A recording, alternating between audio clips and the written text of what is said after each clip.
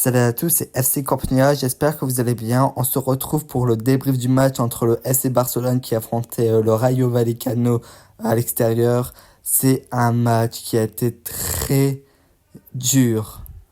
Le Rayo Vallecano, je vous l'avais dit, ça allait être très compliqué, surtout chez eux. C'était une galère pas possible avec leur petit terrain, leur stade catastrophique. Je vais pas revenir sur l'arbitrage parce que je l'ai dit à l'avant-match. Je vais pas me plaindre de l'arbitrage et tout ça, même si ce soir c'était catastrophique, mais je vais pas en parler. Ce soir, le Barça aurait pu perdre des points face au Rayo. Ils ont failli perdre des points. Au final, l'entrée de Dani Olmo a été très bonne, super entrée, excellente. J'ai bien aimé son entrée qui a apporté de la fraîcheur. Je vais parler aussi de Ferran Torres, de Bernal et sa blessure pour vous dire qu'est-ce que c'est. Et pour finir, mes tops et mes flops comme joueur. Alors, tout d'abord, ce match a été très compliqué. Bah, ça, je le savais. La première mi-temps est catastrophique. La première mi-temps du Barça se fait manger littéralement par le Rayo. Le Rayo mène le jeu, le Rayo ouvre le score tôt. La première mi-temps est vraiment catastrophique. Le Barça n'arrive pas à sortir les balles. Le Barça, quand a la balle, n'arrive pas à créer d'actions dangereuses. C'est vraiment un match où cette première mi-temps est vraiment compliquée. La deuxième mi-temps est mieux. On a remarqué tout de suite que l'apport de Dani Olmo avait un impact sur le match. Les joueurs ils étaient plus forts. Il y a beaucoup de joueurs avant et après l'entrée de Dani Olmo. On a vu la différence. C'est le cas de Pedri qui était beaucoup plus dangereux. Euh, c'est le cas de Bernal aussi, j'ai trouvé mieux avec l'arrivée d'Aniolmo, etc. Mais franchement, même avec Lamine Yamal, même s'il a fait une bonne première mi-temps, Lamine Yamal, on l'a vu qu'il se trouvait mieux, et du coup, voilà, il se trouvait bien. Et Dani Olmo, dès son premier match, il marque le but décisif, le but de la victoire, et franchement, ça fait super plaisir de le voir. C'est vrai que beaucoup avaient critiqué cet achat. C'est vrai que beaucoup voulaient Nico Williams. Moi, j'étais quand même content d'avoir Daniel Olmo. C'est un joueur qui m'a plu, surtout lors de l'Euro, qui a fait un très grand Euro. Je connaissais un peu ses forces, ses qualités. Et franchement, son entrée est juste excellente et Hansi Flick a fait le bon choix. Ensuite, Ferran Torres, il faut qu'on parle du côté gauche qui était catastrophique. Je vais commencer par Ferran Torres. Là, c'est alerte, il faut plus qu'il joue. C'est trop grave. Il n'a pas le niveau pour jouer au FC Barcelone. Ça fait 3 fois qu'il est titulaire. J'ai pas compris pourquoi. Alors qu'il n'apporte rien. C'était mauvais. Je vous jure, il était invisible tout le temps du match. On l'a pas vu. Franchement, c'était catastrophique. Et en plus de ça, déjà qu'il apporte rien, il était accompagné de Gérard Martin qui était aussi nul. Il a fait un match catastrophique pour sa première titularisation. Certes, il est jeune, c'est son premier match, il a 17 ans je crois. Et certes, j'ai pas envie de lui tomber dessus, mais ce match était catastrophique de Gérard Martin. Mais bizarrement, dès que Ferran Torres il est sorti, euh, il y a Gérard Martin qui a mieux joué à l'entrée de Daniel Olmo, bizarrement. Mais malheureusement, pour l'instant, c'est pas au niveau du FC Barcelone. On juge match par match, surtout que maintenant on a beaucoup de joueurs précocités. Mais ce match a été une catastrophe pour Gérard Martin. Ça ne veut pas dire qu'il peut pas se rattraper, mais pour l'instant, il n'a pas été très bon. Voilà. Ferran Torres, comme je l'ai dit, invisible, c'est pas normal. Euh, et je vais vous parler de la blessure de Bernal. Malheureusement, c'est la fin de saison pour Bernal qui s'est fait les croisés. Il ne pourra plus disputer de match cette saison. Les croisés, c'est une blessure horrible que aucun joueur veut avoir. Malheureusement, c'est fini. En plus, qu'il était en train d'exploser, qu'il montait en puissance et qui était vraiment intéressant en double pivot. C'est assez dommage, malheureusement, mais c'est la vie. Et je vais terminer avec Ter Stegen.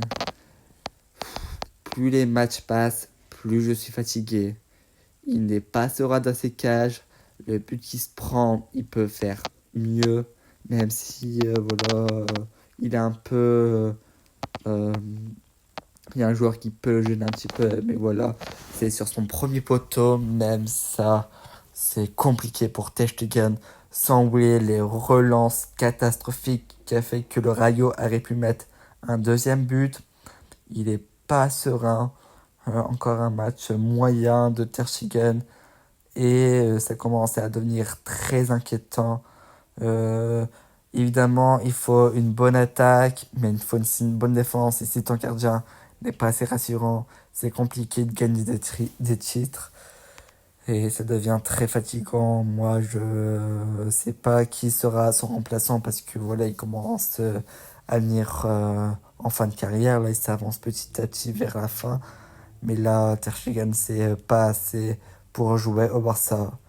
Je sais pas si ils vont essayer de trouver un remplaçant ou quelqu'un qui peuvent précéder à Ter Stegen parce que là, je commence à en avoir marre.